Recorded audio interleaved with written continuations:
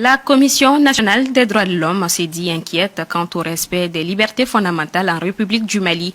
D'autre part, le président de la Commission dresse le bilan du respect des droits de l'homme qu'il qualifie de préoccupant. Aminata Keïta.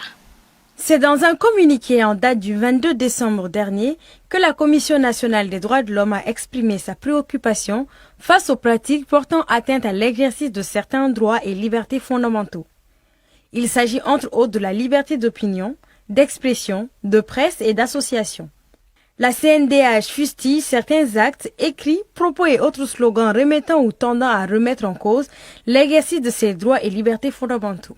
Depuis un certain moment, nous avons constaté, nous avons documenté qu'il se passe des situations qu'on peut qualifier de menaces graves sur la liberté d'opinion, la liberté d'expression et la liberté de presse.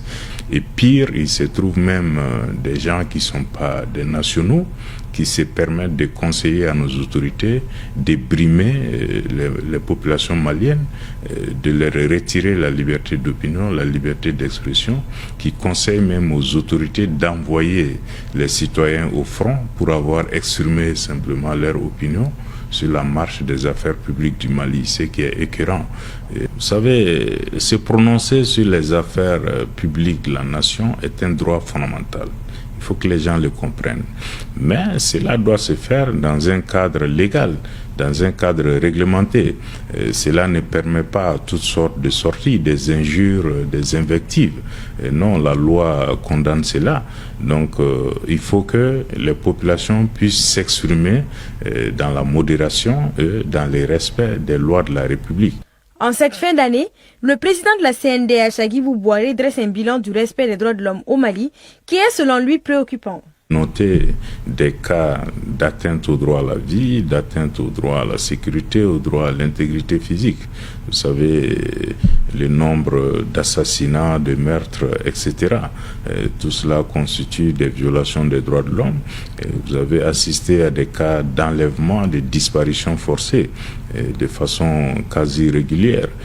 Des cars qui sont enlevés, des populations civiles qui sont massacrées. En plus de cela, les déplacés internes en quantité, des milliers de déplacés internes qui sont privés pratiquement de tout, du droit à la santé, du droit à l'éducation, du droit à l'alimentation. Et les enfants également qui sont privés du droit d'aller à l'école. Et en plus de ça, dans la région de Caille, la question de l'esclavage persiste.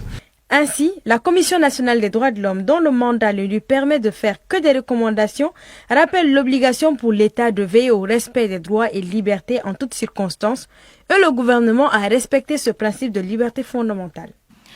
Un opérateur